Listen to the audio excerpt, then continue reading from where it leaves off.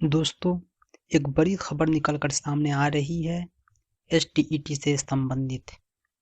बिहार में जो एसटीईटी का एग्ज़ाम हुआ था, दोबारा हुआ था, उसके रिजल्ट पर फिर से ग्रहण लग गया है। मामला पटना हाईकोर्ट में है। अगली सुनवाई 15 दिसंबर को होगी। आइए देखते हैं डिटेल से क्या न्यूज़ है।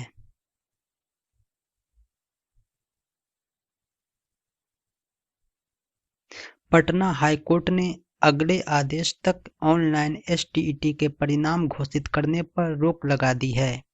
साथ ही राज्य सरकार और बिहार विद्यालय परीक्षा समिति को कानूनी तथा तथ्यात्मक पहलुओं पर विस्तृत जवाब दाखिल करने का आदेश दिया है। आदित्य प्रकाश एवं अन्य की ओर से दायर अर्जी पर न्यायमूर्ति अहसानुद्दीन अमानुल्लाह की एकल पीठ ने वीडियो कॉन्फ्रेंसिंग से सुनवाई पर यह आदेश जारी किया।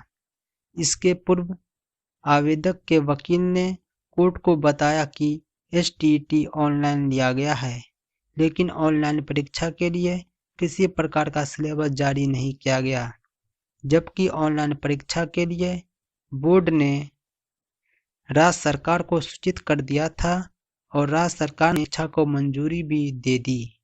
उन्होंने ऑनलाइन परीक्षा सहित ऑनलाइन की सारी प्रक्रिया को निरस्त करने की मांग कोर्ट से की।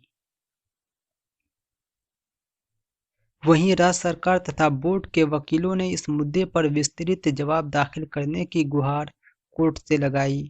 कोर्ट ने उनके अनुरोध को मंजूर करते हुए 15 दिसंबर तक जवाब दाखिल करने का आदेश दिया।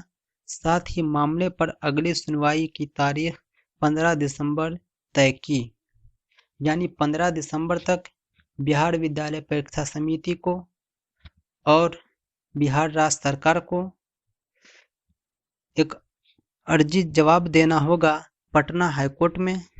उसके बाद अगली सुनवाई होगी।